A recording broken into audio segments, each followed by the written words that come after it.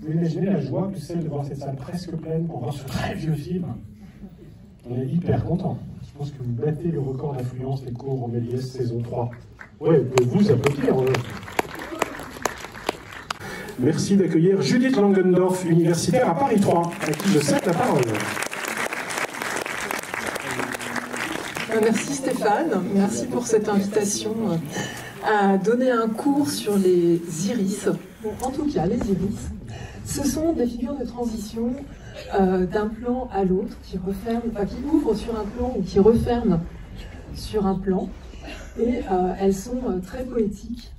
Elles étaient surtout utilisées dans la période du cinéma muet, dans les années 20. Et au fil du temps, elles ont été reprises, et particulièrement de manière très créative dans le film que nous allons voir, Dracula. Dracula Bram Stoker, d'ailleurs, de Francis Ford Coppola. Alors, je suis heureuse de le présenter. En effet, le vampire survit par le sang, ce qui est synonyme de vie. Et le vampire de Coppola est une métaphore du cinéma dont on peut considérer qu'il vampirise la vie. Le vampire, comme les films, a besoin d'obscurité pour se déplacer, comme les films projetés en salle. Donc, se déplaçant dans les airs ou au sol, il est aussi insaisissable que l'atmosphère nocturne. Celle-ci semble être son royaume et le met en lumière, ce qui est prétexte à toutes sortes d'expérimentations cinématographiques, à la caméra, au montage, surtout à des effets spéciaux devant la caméra, parce que Francis Ford Coppola a voulu les concevoir comme en 1897, année du récit. Alors c'est l'année de publication du roman, mais comme il voulait que le cinéma existe, le roman lui se situe en 1890, mais il fallait que pour le film, le cinéma existe déjà, donc forcément après 1895. Donc c'est un film qui est envoûtant, de par la beauté baroque et picturale des images, la photographie de Michael Bauhaus, qui a été directeur de la photographie pour Fassbinder, pour Scorsese, la musique de Rosette Killa, et il faut savoir que Coppola est le fils d'un compositeur, ce qu'il relate dans Tétro, et c'est peut-être pour cette raison que la musique du film accompagne avec autant d'intensité les images. Alors, le scénario de James B. Hart est à la fois fidèle et infidèle au roman de Bram Stoker. Il est fidèle parce qu'on retrouve du texte, on retrouve des images décrites par Bram Stoker, mais il est infidèle parce que le film invente un passé, en fait, à Vlad, Dracula, ce pourquoi il est devenu qui justifie qu'il soit devenu un vampire, et Mina, qui est la réincarnation d'Elisabetta, sa femme, est beaucoup plus libre que l'héroïne du roman victorien. Quant à Dracula lui-même, il est à la fois repoussant et séduisant, alors que dans le roman, il est juste horrible. Et il est très flamboyant, ce qui l'oppose aussi à Nosferatu, celui de Murnau et de Werner Herzog, qui sont beaucoup plus évanescents et qui semblent avoir le spleen de la non-mort, en fait, de l'immortalité. Et donc le personnage de Mina, qui est beaucoup plus passionné que dans le roman, et c'est pour cette raison que Winona Ryder, qui pourtant avait refusé au dernier moment un rôle dans le Parrain 3, et donc elle était un peu en froid avec Coppola, elle lui proposa de réaliser ce film, et son enthousiasme fut contagieux. Je pense que contagieux, c'est le bon terme pour une histoire de vampire. Et en fait, il fut totalement passionné. Donc il s'agit bien d'un film de commande. Et pourtant, la question du temps, qui est très importante dans Dracula, est une question que l'on retrouve dans tout le cinéma de Francis Ford Coppola. Depuis Peggy Sue s'est mariée, L'homme sans âge, Tétro, Twixt et Mégalopolis. Alors j'ai compté 7 iris dans le film, la dernière fois que je l'ai vu, et je n'ai pas voulu le revoir juste avant la projection, parce que j'ai envie de le revoir moi aussi sur grand écran. Alors, les iris. Donc, les iris, ce ne sont pas des fleurs. Les iris font référence à l'iris de l'œil, qui s'agrandit dans une pièce sombre et se rétrécit au soleil pour équilibrer la lumière qui rentre dans l'œil. Mais ça s'arrête là, puisqu'on parle d'iris. L'iris, c'est le diaphragme de la caméra. Et lorsque on fait des iris comme plan de transition, il y a souvent un diaphragme d'une autre caméra qui est devant la caméra qui filme, ou alors un cache. Et donc, ce sont des figures qui existent depuis les années 20. Et en 1928, on a cette très très belle définition des iris fondus, volés, de Jean-Désiré Auguste Thiolat, dit Jean Haroy, documentariste et critique, qui a été l'assistant réalisateur sur le Napoléon d'Abel Gance. Et voilà ce qu'il nous dit. Si vous faites de la photographie, vous savez sûrement ce que c'est qu'un diaphragme, cette petite pièce à la fois très simple et très compliquée, qui fait un cercle de plus en plus petit en resserrant ses minces lamelles circulaires.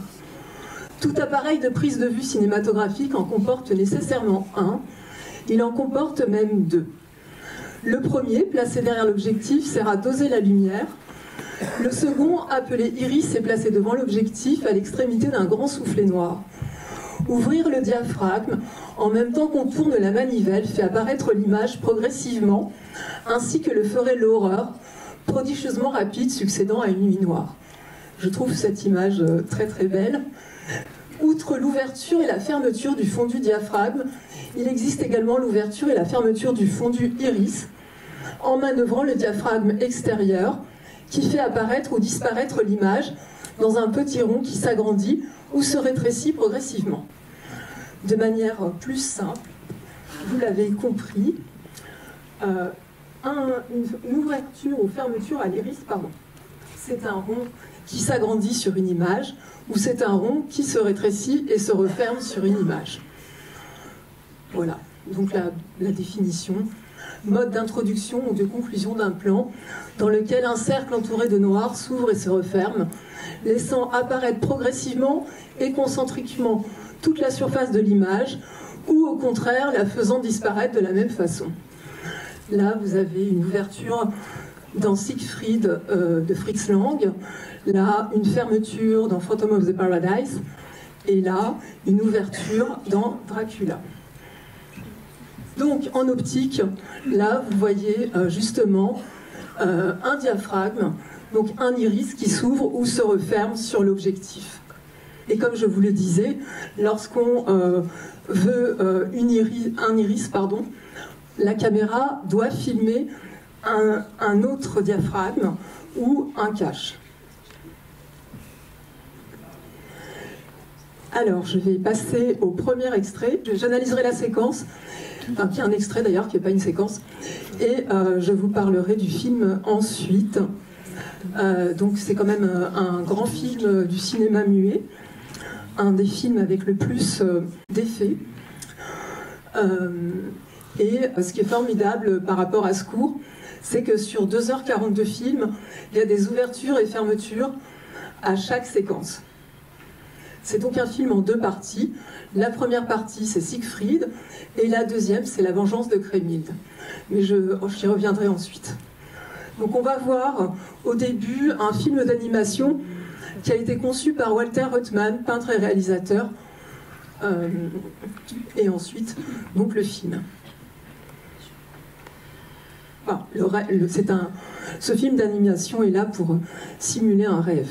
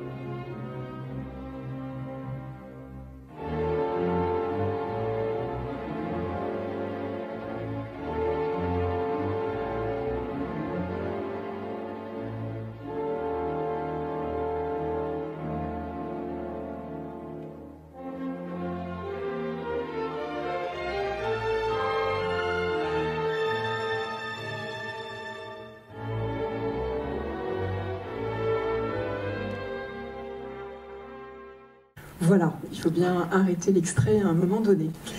Alors, on observe sur l'extrait que la caméra est fixe, qu'elle filme des plans d'ensemble comme de grands tableaux vivants. La direction de l'acteur de Fritz Lang est plus statique que fondée sur l'émotion. L'arrangement des personnages et des décors est très géométrique, sauf sur le rêve, bien sûr, le rêve du faucon, où à l'inverse, les formes ovales deviennent des oiseaux. Et on n'a pas de mal, je pense, à comprendre qui sont les aigles noirs que voit Crémilde dans son rêve. Alors la séquence sur l'ouverture, qui donc n'est pas une iris, mais lui ressemble, on a de la lumière, en fait, on a cette source de lumière qui vient s'ouvrir sur le noir, et à la fin, cela se referme. Alors ce n'est pas non plus une fermeture à l'iris, mais ces formes géométriques viennent quand même, ont un peu la même résonance. Alors, ensuite, on a Crémilde qui est enserrée par un iris, que vous pouvez voir là. Puis ça va se refermer en iris, s'ouvrir en iris sur la séquence suivante, et on voit que l'architecture du décor est elle-même un arc, donc toujours cette forme d'iris. J'ai hésité entre cette séquence et celle de Siegfried lorsqu'il tue le dragon, parce que le dragon est absolument magnifique, il fait 16 mètres de long, il était actionné par 6 hommes plus des mécanismes, mais la séquence durait 6 minutes et il y avait une ouverture à l'iris et une fermeture à l'iris, donc c'était un petit peu ennuyeux. Et donc, Fritz Lang et Thea von Harbou ont conçu le film en 2 parties, Siegfried et La vengeance de Crémilde, entre 1922 et 1924. Et donc sur les 2 films qui durent chacun plus de 2 heures, parce que 3, il y a toujours ces ouvertures et fermetures à l'iris. Ils ont mis en valeur le mythe médiéval par-delà la notoriété de l'opéra de Wagner. Et il faut savoir que les Nibelungen sont pour les Allemands ce que sont les récits d'Homère pour les Grecs. Cependant, contrairement au conte, Lang développe l'idée que Siegfried est responsable de son destin, et non pas qu'il s'agit d'une malédiction. C'est la première manifestation d'un thème qui sera au cœur de son cinéma, la responsabilité humaine sur le destin. Il a 31 ans, il a déjà réalisé le premier Docteur Mabuse, et il veut faire mieux que Hollywood, qui vient de produire un Robin des Bois. Montrer que les Allemands réalisent des films remarquables. Bon, on sait qu'ensuite il va réaliser des films à Hollywood, mais c'est surtout parce qu'il aura fui la guerre, d'abord à Paris en 1933 et ensuite aux États-Unis en 1934. Effectivement, la version que nous connaissons n'est malheureusement pas celle qui fut diffusée en 1924, puisque le film sera récupéré en 1933 par les nazis, qui vont le remonter pour en faire un film de propagande.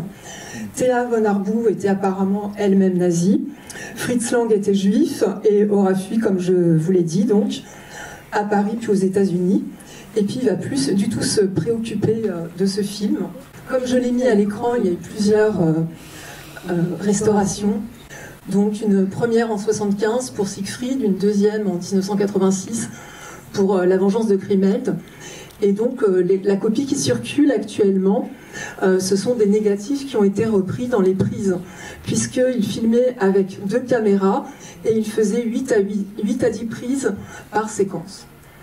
Alors on peut comprendre hélas que le film ait pu être détourné, car Siegfried est jeune, blond, sautillant, naïf. En fait, il symboliserait les jeunes soldats partis à la guerre en 1914.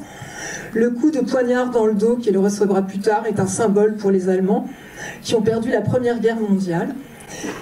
L'historien William Blanc, donc dans un des bonus du DVD qui existe depuis septembre 2024, explique toutes les ambiguïtés de ce film.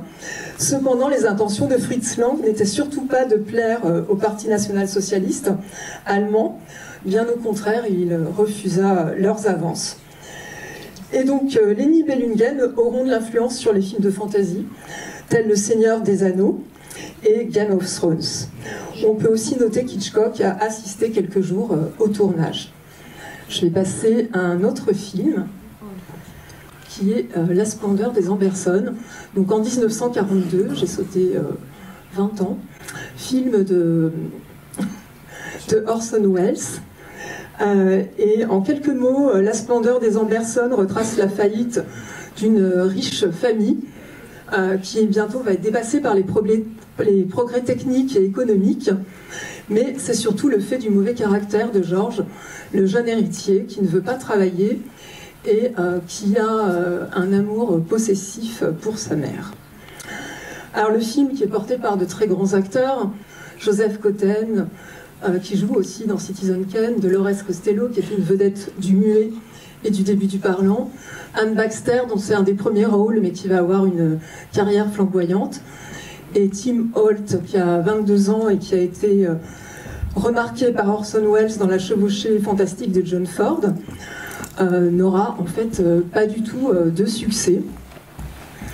Il va être très très maltraité par la RKO qui le produit. Et puis Orson Welles, d'octobre 41 à juillet 42, travaille sur 3 films. Donc Voyage au pays de la peur, All It's True et celui-ci, dont l'un au Brésil. Et la distance va le faire faire le montage par télégraphe, courrier, téléphone.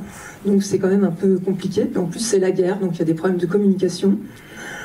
Et donc il y aura des scènes de liaison qui seront filmées dans son dos. Et au montage, des plans séquences seront scindés, des scènes de liaison supprimées. Il avait eu le final cut sur Citizen Kane qui était sorti en grande pompe, mais il a été affaibli par les attaques du groupe de presse William Randon Hearst, dont le patron se sentait visé par le film. Le directeur de la photographie, Stanley Cortez, est très jeune et encore peu connu. Il le sera pour ce film et pour La Nuit du Chasseur. Et la lenteur et la difficulté des prises de vue, parce qu'en fait tout est filmé dans une grande maison très sombre, ce que vous allez voir. Les acteurs bougent, Orson Welles veut de grandes profondeurs de champ, et tout ça finit par fatiguer Stanley Cortez et Orson Welles lui-même, qui le remplace par Harry White, un jeune chef opérateur, et du travail de ce dernier reste 15 minutes. Mais la séquence que nous allons voir a bien été dirigée par Orson Welles et filmée par Stanley Cortez.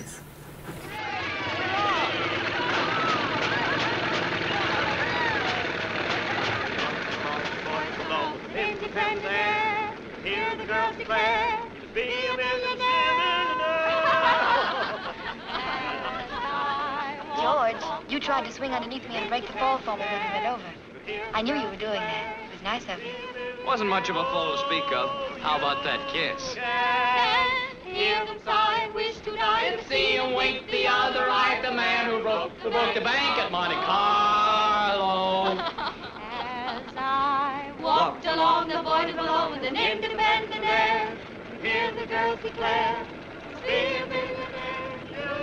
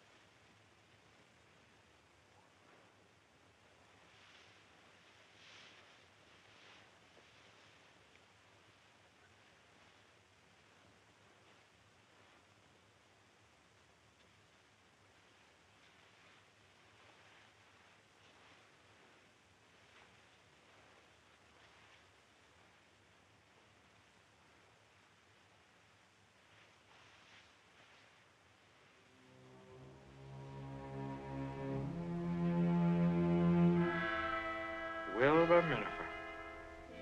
Quiet man. Town will hardly know he's gone. Alors, donc 2 séquences sur les 3 que vous avez vues sont séparées par une fermeture à l'iris et un fondu au noir, pour bien marquer le temps qui est passé et opposer la joie qui animait les personnages lors de leur promenade dans la neige et leur tristesse aux obsèques. En outre, sur le traîneau, les personnages sont filmés en plan moyen et en gros plan. Il y a aussi 2 plans d'ensemble sur le traîneau dans le paysage. Le montage est découpé. Et à l'inverse, dans la grande demeure, après le plan sur la porte avec une ombre, puis l'ouverture et la fermeture de la porte. Alors je vous remontre des images en même temps. L'ombre, l'ouverture avec Eugène et sa fille qui rentrent discrètement. La suite est filmée en plan séquence d'une très grande profondeur de champ dans cette très sombre maison qui a vraiment posé problème. Et on voit évoluer plusieurs personnages tout en percevant la décoration de la demeure. Au début, la caméra est fixe. Puis la caméra va faire un panoramique. Et donc, ce qui est un peu étrange, c'est qu'elle part d'abord vers la droite et puis elle suit après les personnages qui vont vers la gauche. Et donc on voit s'avancer Eugène et sa fille, puis la caméra va les suivre en panotant, comme on dit entre nous, mais donc il y a cet effet étrange, et on voit une bibliothèque qui avait été remplie de livres alors qu'on ne les voit en fait pas beaucoup. Il y a une grande profondeur de champ, on voit toute la pièce, puis la caméra se dirige très lentement vers Isabelle, que vous reconnaîtrez, la dame blonde, et Georges, et on suit alors les 4 personnages, en très légère contre-plongée du point de vue du cercueil. Le gros plan sur Fanny, la tante de Georges, ensuite, qui est interprétée par Agnès Moorewood, qui joue la mère de Ken dans Citizen Kane, et qui jouera plus tard dans son dernier rôle, la mère de la sorcière bien-aimée dans les années 60. Donc un rôle plus comique, parce que là, elle a un rôle très dramatique. Donc là, le plan qui la filme de manière très expressionniste vient couper le plan en séquence précédent. Et il semble qu'elle pleure à la fois son frère et qu'elle pleure de jalousie parce que elle aime Eugène qui aime Isabelle. Donc c'est très pathétique, mais c'est surtout une très belle analyse des changements de la société de manière très romanesque aussi. Ensuite, j'ai laissé dans mon extrait une 3e séquence qui s'insère par un fondu enchaîné. On voit encore le visage douloureux de Fanny Minafer avant d'entendre parler les voisins de Wilbur Minafer. Alors, comme je vous disais, la question du montage de ce film est très complexe puisque Welles en a été largement dépossédé par la RKO. Et donc, j'ai discuté avec François Thomas, qui est spécialiste d'Orson Welles, auteur d'un ouvrage sur celui-ci, qui m'a expliqué que la RKO a coupé 12 plans à la fin de la séquence dans la neige. Tout le début, que je n'ai pas mis entièrement à l'écran, la séquence est très longue, serait monté par Orson Welles et Robert Wise. Robert Wise qui a été récompensé au montage pour Citizen Kane, qui a co-réalisé West Side Story et La Mélodie du Bonheur. Enfin, lui, il l'a réalisé. Donc, un monteur et un réalisateur. Puis après, on a 11 plans qui ont été coupés, un plan gardé, un plan coupé, et le dernier plan est un plan gardé. Donc le montage n'est pas celui voulu par Orson Welles, mais en revanche, il s'est heureux. L'Iris est bien l'idée d'Orson Welles.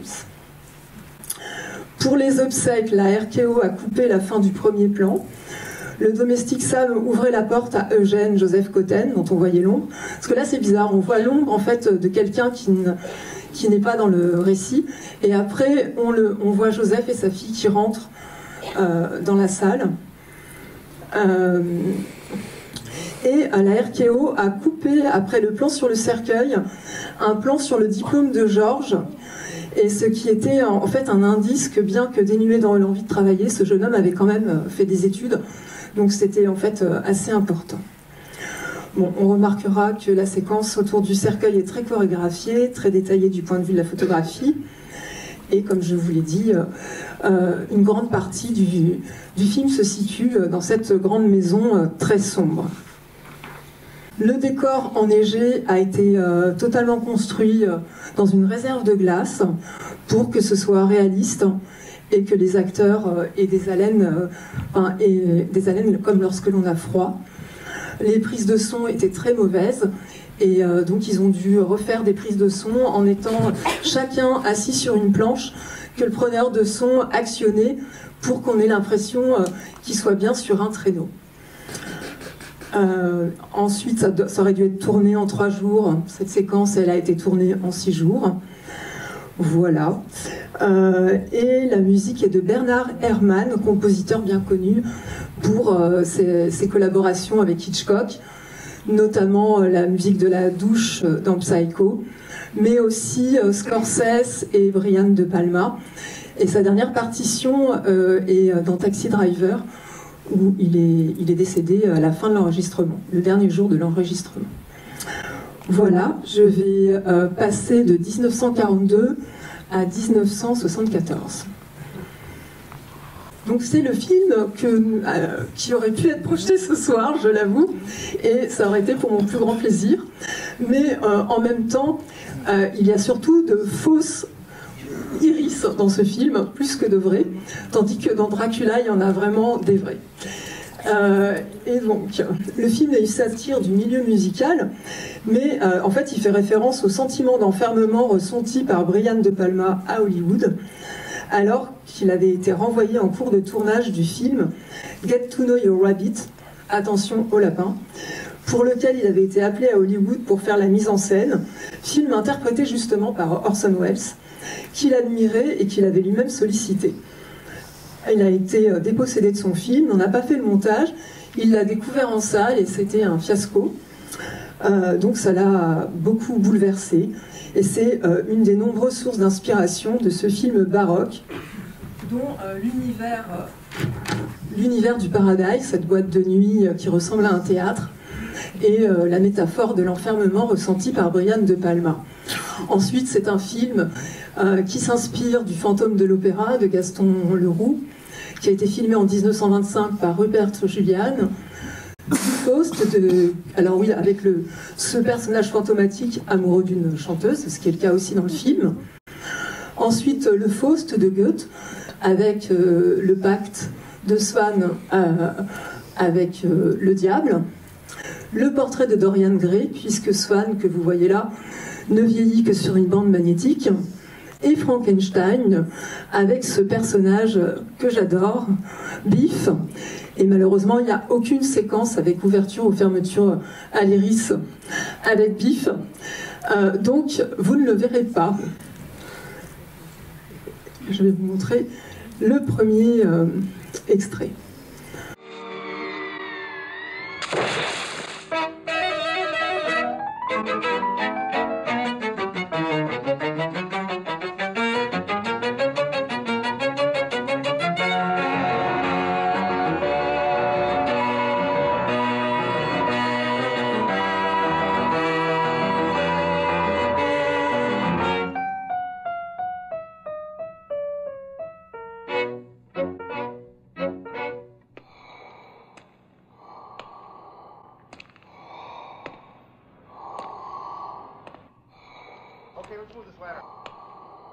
What's that? Take the tire and I shove it right in his mouth. Then he really gets mad at me, you know?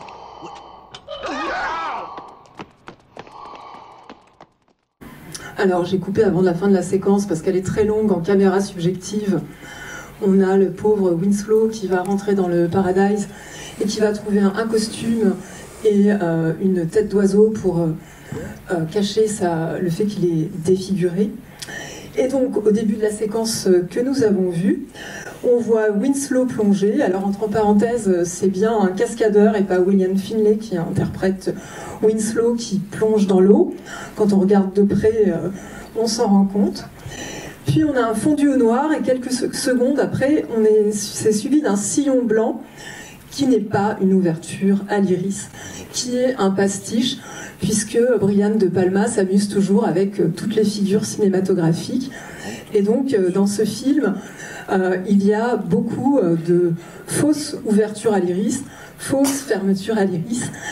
Il fait pareil pour les split screen. Il y a un vrai split screen et il y a plusieurs faux split screen. Donc il y aura une leçon sur les split screen par mon collègue et ami Nachiketas Vignezan au mois de mai. Ensuite, on a un passage rapide sur un journal sur fond noir et on lit en gros « Ouverture des portes du Paradise ». par Faust. Donc déjà, l'atmosphère du film est posée. Hein. Faust va aller au paradis, alors qu'il a pactisé avec le diable. La caméra descend ensuite sur un texte plus court. Un compositeur fou, c'est ensuite la présence Sing Sing, après s'être attaqué au disque Death. L'atmosphère du film est posée, un Faust au paradis, des disques de la mort, une prison qui existe vraiment sous ce nom à 50 km de New York, où on exécutait à la chaise électrique les condamnés, mais elle s'appelle quand même Sing Sing, donc il faudrait chanter.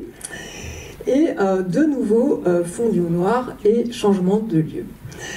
Alors, je n'ai pas pu résister, donc vous allez avoir deux autres rapides extraits. Le suivant est centré sur Phoenix, la chanteuse, la belle chanteuse, et il y a une véritable fermeture à l'iris sur elle.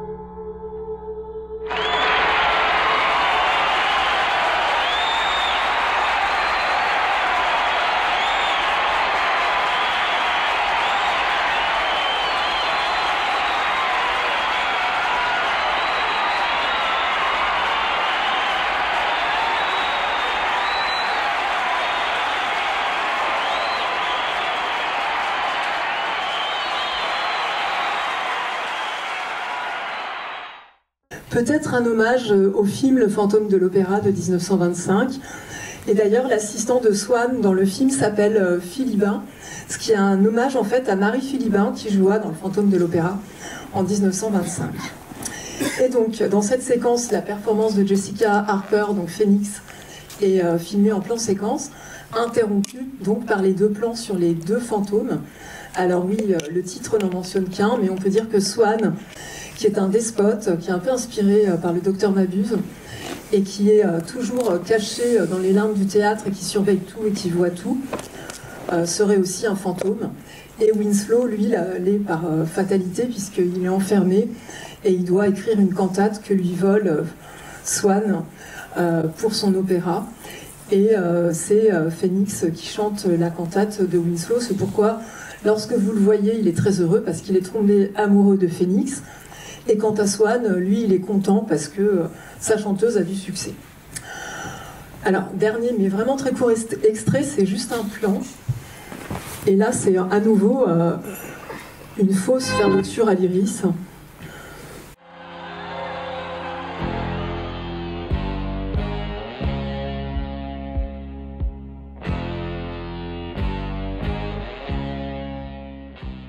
Mais c'est aussi pour voir que dans le temps, on joue avec ces figures du cinéma muet qui deviennent de plus en plus fantaisistes. Alors pourquoi ce plan? Déjà parce que Death Record ont des canaris morts pour sigle, mais aussi le masque d'oiseau de Winslow pourrait aussi évoquer Dionysos, pièce dont Brian De Palma avait fait une captation entièrement en split screen en 1969, qui s'appelait Dionysos 1969, et donc le final de Phantom of the Paradise, qui mêle public et artiste, reprend la mise en abîme de Dionysos 1969. Je vais faire un grand saut dans le temps, puisque je vais passer à 2024, et puis je repartirai bien sûr avec Dracula en 1992. Dans ce film, qui est un montage d'images iconiques du cinéma, d'images, de plans de films de Léos Carax, d'images d'actualité politique et sociale, qui sont ensuite commentées par des inserts graphiques eh bien, on a justement un plan sur un diaphragme, donc dans l'idée de l'optique, et également, dans une séquence post-générique, une fermeture à l'iris. Alors, Albin Pichon, dans un ouvrage consacré à Léos Carax, a fait cette remarque très drôle, enfin, que je trouve très drôle, très malicieuse, c'est que de Carfax, qui est le domaine à Londres de Dracula, que vous verrez tout à l'heure, à Carax, il y a juste un F en moins, ce qui pourrait évoquer une filiation un peu vampirique pour Carax. Et dans Annette, qui est un film de 2021, le personnage de Henry a quelque chose d'un vampire, et on observe notamment au cours du film plusieurs fois sa main dirigée vers sa femme. Donc cette main verte m'évoque celle de Dracula et de Nosferatu. C'est la main des vampires qu'on retrouve dans tous les films de vampires. Et elle vient aussi après une séquence au cours de laquelle Léos Carax invoque une prière pour les disparus qu'il aimait, les jeunes générations, les enfants, les femmes, le monde, face aux prédateurs politiques du XXe et XXIe siècle, dont il insère aussi des portraits. Et donc je vous montre cette très rapide séquence.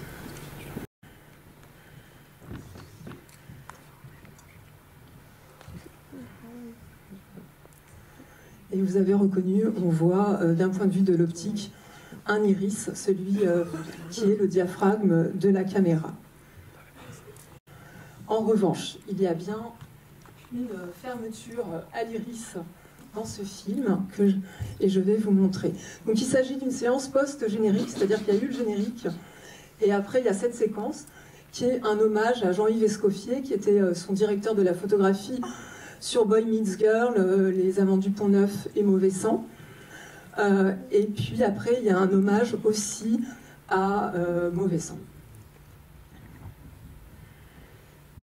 Bonne nuit les petits, là, j'éteins la lumière, faites de beaux rêves.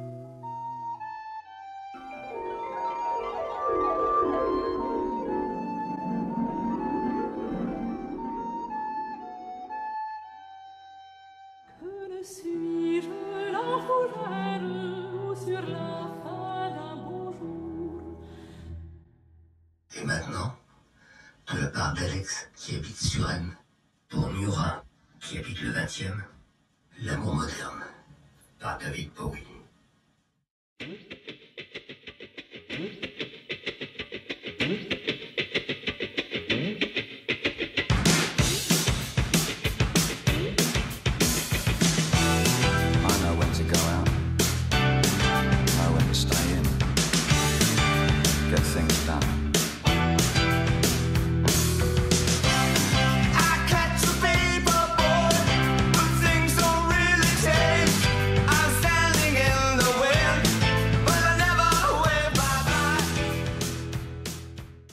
Évidemment, je ne peux pas laisser la séquence en entier parce que ça serait un peu hors sujet, mais ça l'est pas dans le contexte, puisqu'il rend hommage donc à Jean-Yves Escoffier en montrant tout d'abord une séquence de Bonne nuit les petits, que vous aurez peut-être reconnu. C'est une série qui a été diffusée de 1962 à 1997 à la télévision. Donc c'est une métaphore poétique de la disparition, je pense. Puis un plan fixe sur Jean-Yves Escoffier devant le mur de Bonne nuit les petits. Et puis ensuite un mur avec des images de tournage de Mauvais Sang. La caméra zoom sur Jean-Luc Escoffier et à ce moment-là, on a cette fermeture à l'iris qui est voilà, assez triste. Et je pense que, évidemment, Léos Carax ne voulait pas rester sur la tristesse, donc il enchaîne. Et là, c'est Annette qui reprend en fait une séquence de Mauvais Sang qui est interprétée par Denis Lavant, qui est très connu, où Denis Lavant danse et court sur Modern Love de David Bowie. Alors, que vous dire de plus que Jean-Yves Escoffier n'était pas que le directeur de la photographie de Léos Carax. Il a été directeur de la photographie de We Will Hunting de Gus Van Sant, de 3 hommes et un couffin de Colin Serrault. Voilà, donc un hommage justifié. Et on voit là que justement, lorsqu'on reprend une fermeture à l'Iris en 2024, donc quand même 100 ans après Siegfried, c'est bien entendu dans un moment d'hommage, et aussi dans un film qui est un hommage au cinéma, ce qui est également le cas de Dracula, mais dans un autre genre. Alors, après ces références à mauvais sang, il me semble que l'on peut passer à Dracula, qui est un gros consommateur de sang, et qui a été filmé aussi pendant l'épidémie du sida. Donc c'est pas non plus peut-être un détail. Je vais commencer directement. Donc là vous voyez, oui, un plan du film que vous verrez tout à l'heure, une ouverture à l'Iris sur Carfax Estate. Donc cette filiation entre Carfax, Carax ne me semble pas étrange.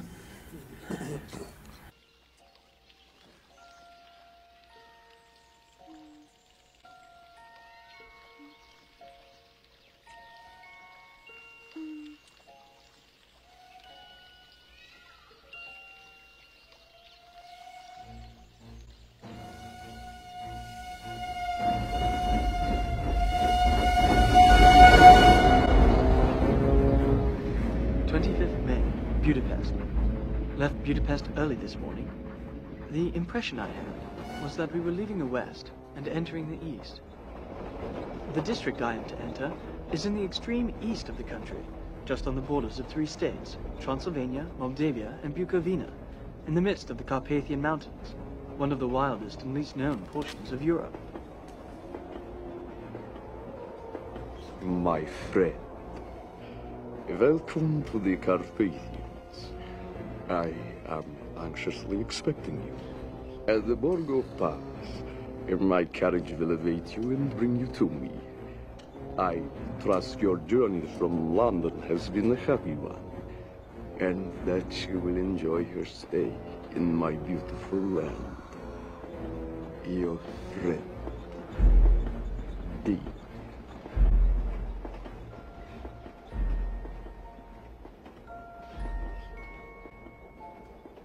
Alors, toute cette séquence semble tourner autour de l'iris et du regard, mais aussi autour du cercle comme figure concentrique du temps qui revient sur lui-même, ce qui est le cas pour Dracula qui ne meurt jamais. Alors, il faut noter la forme du couple enlacé qui renvoie à un pan, grâce à la robe à jabot de Mina, mais aussi du fait que Jonathan ne lâche pas son chapeau pendant qu'il embrasse Mina. Donc il y a un côté chez elle très passionné et chez lui quelque peu empoté, ce qui pourrait justifier qu'elle s'intéresse plus à Dracula par la suite. Ensuite, on a ce volet latéral. Lorsqu'une surface vient obturer le premier plan, c'est un volet latéral. L'écran s'emplit de plumes de pan ornées de cercles bleus et mauves tels des iris, ce qui permet à la caméra de plonger dans l'un d'entre eux par un travelling avant et de se retrouver dans un tunnel qui va ouvrir en iris sur la voie de chemin de fer et le paysage. Et la séquence est riche en détails qui évoquent les premiers temps du cinéma. Le travelling train d'Edison en 1901, les surimpressions, le paysage parcouru par Jonathan qui est teinté comme sur le film Siegfried qu'on a vu tout à l'heure, des projections sur les vitres, puis sur le visage de l'acteur. La cabine elle-même est montée sur ressort pour qu'on ait l'impression qu'il est bien dans un train. Ensuite, on va suivre Jonathan par un travelling latéral, mais en fait ce sont les images qui défilent, l'alternance de son journal, du train miniature, de la carte et des ciels qui donnent le mouvement. Lorsque Jonathan ouvre... Alors, vous avez vu beaucoup de cercles.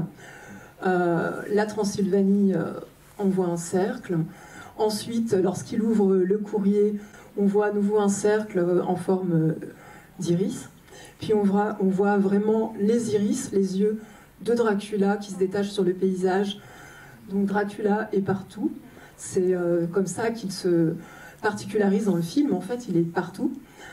il prend diverses formes. Et puis un gros plan sur un œil. Apparemment, ce serait l'œil de Dracula, mais je me demande si c'est pas l'œil de Mina, du fait de ses grands cils. Et puis on passe par un fondu enchaîné au visage de Jonathan dans un iris. Et puis de cet iris au médaillon avec Mina. Les plans du baiser au début de l'extrait ont été tournés en studio dans un grand théâtre avec piscine. Piscine dans laquelle la nageuse et actrice Esther Williams faisait des pirouettes dans les années 40 et 50. Et le décor a été transformé en jardin d'Éden avec des plantes luxuriantes, de l'eau, des escaliers de marbre et une alcôve végétale. Le texte que l'on entend sur cette séquence, c'est bien celui du roman, puisque dans le roman, en fait, il s'agit de journaux intimes et de missives que s'envoient les protagonistes. Et le seul, en fait, qui ne prend pas la parole, c'est Dracula, alors que dans le film, Dracula s'exprime. Et donc, comme je l'ai dit tout à l'heure, dans cette version, Dracula apparaît comme une épiphanie du cinéma, ce qui permet aux cinéastes d'expérimenter différents processus, des plus anciens jusqu'aux plus novateurs. Alors, on a Dracula qui se fond dans le décor. Il est fumée verte, brume, chauve-souris, loup-garou, monstre, brume. Et comme Francis Ford Coppola voulait réaliser ce film comme en 1897, il a même filmé une séquence avec une caméra pâtée de 1890 à 16 images par seconde. Il a emprunté au cinéma muet et à celui des années 30 quelques figures de transition, donc les ouvertures et fermetures à l'iris, le fondu au noir et son inverse, l'apparition progressive de l'image, les effets de volets latéraux, dont j'ai parlé il y a peu. On observe aussi, dans les effets un peu étranges, un décor penché pour tricher avec la gravité, des caches pour exposer 2 fois la pellicule, afin de faire marcher des rats au plafond. Alors moi, ce qui m'avait beaucoup marqué précédemment, ce sont les vols, en fait, les vols de Dracula dans Londres. Francis Ford Coppola a utilisé des processus comme le time-lapse. Là, vous voyez une rose, elle éclot et puis elle se fane. Donc ça, on l'obtient avec le time-lapse, c'est-à-dire tournage au ralenti avec moins d'images par seconde, ce qui provoque l'accélération au moment du visionnage à l'écran. Un procédé de pixelation qui sélectionne en alternance des images isolées en discontinu et une succession de prises en un temps très réduit. Un montage haché ont été utilisés pour transmettre sa perception animale, puisqu'on est en caméra subjective et en fait on se rend compte que Dracula, il ne voit pas comme les humains, il voit plutôt comme un animal, et montrer qu'il traverse l'espace très très vite. Et donc l'ensemble de ces effets contribue à une étrangeté générale qui plonge dans un monde inhabituel. On a un important travail de storyboard, il y a eu 6 versions différentes. Donc les storyboards, ce sont des dessins qui préfigurent le film plan par plan. Et donc, ils ont été faits d'après des tableaux. Alors vous reconnaîtrez peut-être dans une séquence le cauchemar de Johann Heinrich Füssli. Mais apparemment, il s'est aussi inspiré de Alfred Kubin, Jan Taureau, Henri Appian, Edouard Munch, Jean Delville, Gustave Klimt, Gustave Doré. Et on note aussi les hommages aux peintres pré-raphaélites par le personnage même de la rousse Lucie, qui ressemble à Lady Lilith ou à Aurélia, peinte par Dante Gabriel Rossetti.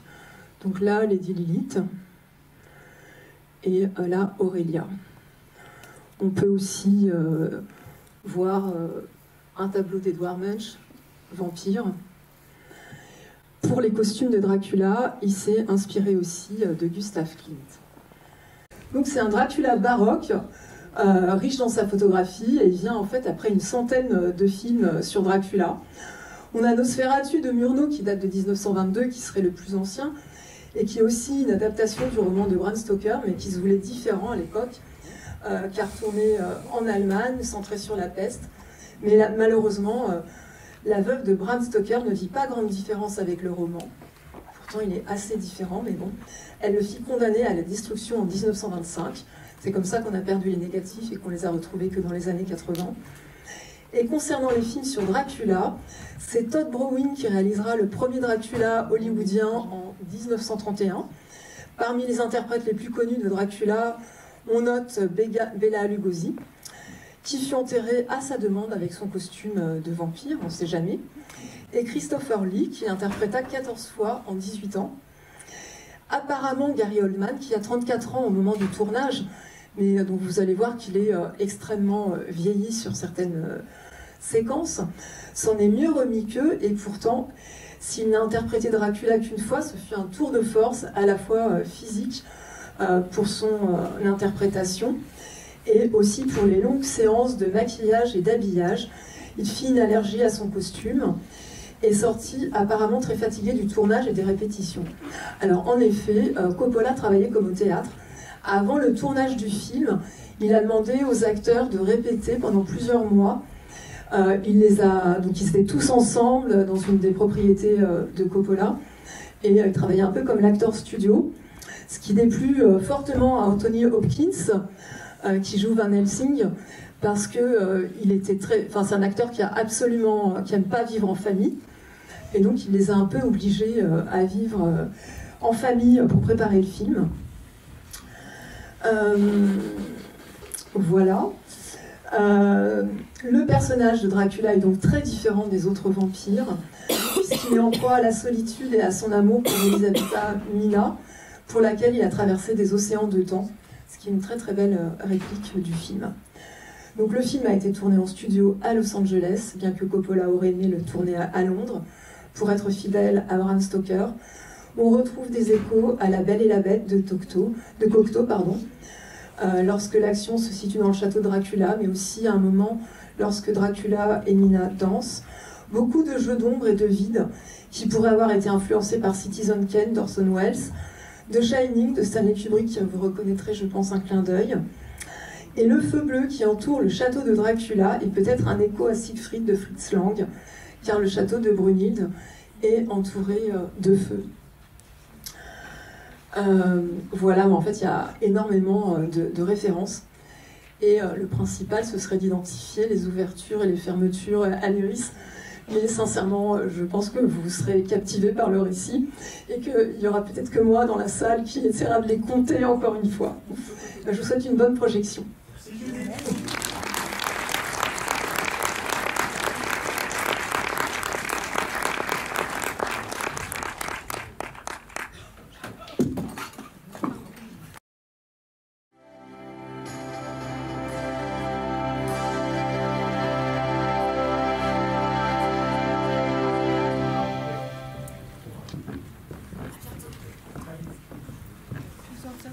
On attend pour une question. Parce que le cinéma va fermer en fait. Est-ce que quelqu'un a une question très spontanée?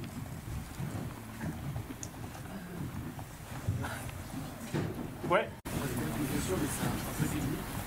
Vous voyez, il y a plus de une locomotive, plus de 1000 zones de voie. Je me demandais comment c'est possible de faire à se ressortir cette couleur, alors qu'il y a une seule couleur. Par exemple, je sais pas si vous voyez, quand il arrive à Londres, Dracula il parle avec Mina et elle a tout un costume vert, alors que toute la scène c'est en jaune, orange, rouge. Du coup, je n'arrive pas trop pourquoi ils ont fait ça. Enfin, si vous avez une idée qu'ils ont fait ça, il y a 30 ans quand même. Oui, mais il doit y avoir plusieurs négatifs peut-être pour qu'on ait et les couleurs d'un côté et le personnage. De toute façon, vous avez vu, ce sont des décors. Et quand on sait que ça a été filmé dans un théâtre avec une piscine, on se rend compte que beaucoup des lieux sont toujours dans ce décor-là. En fait, c'est juste qu'ils ont changé les décors. Mais il y a un côté lanterne magique, film teinté, on colore. Je pense qu'il y a des parties qui ont été coloriées, en fait, tout simplement, comme on faisait autrefois avec le teintage, où on coloriait les copies positives, ou avec le virage, on coloriait les parties blanches. Et comme il a voulu rendre hommage au cinéma, pour la couleur, il a dû se servir de ces processus.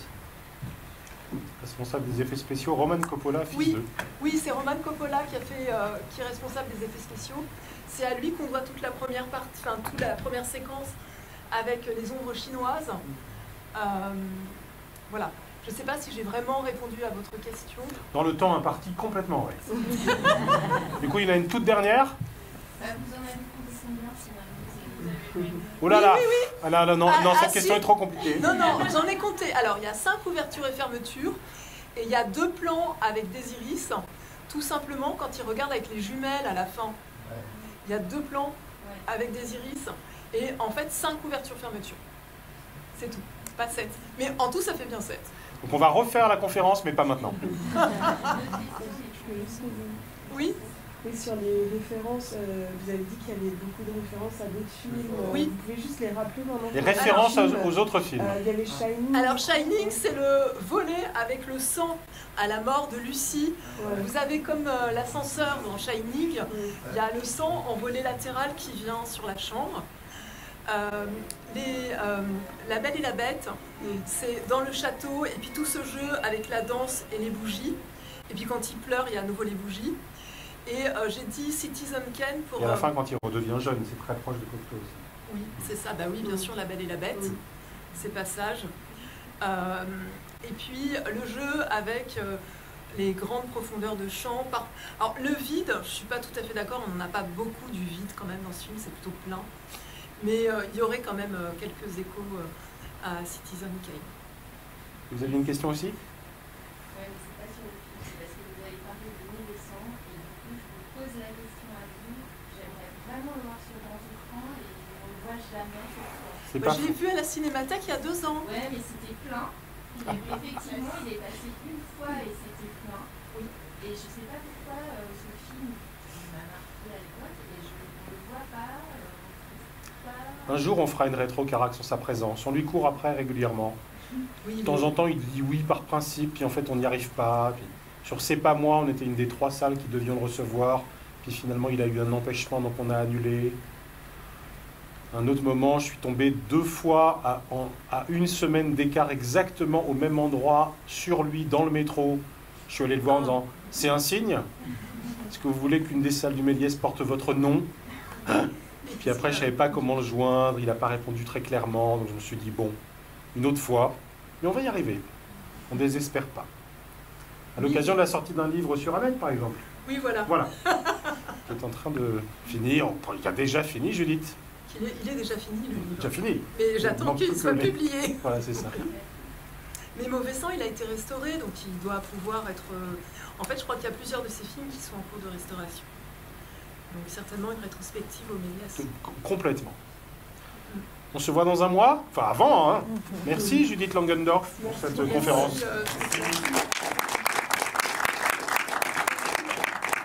Et on est à l'heure.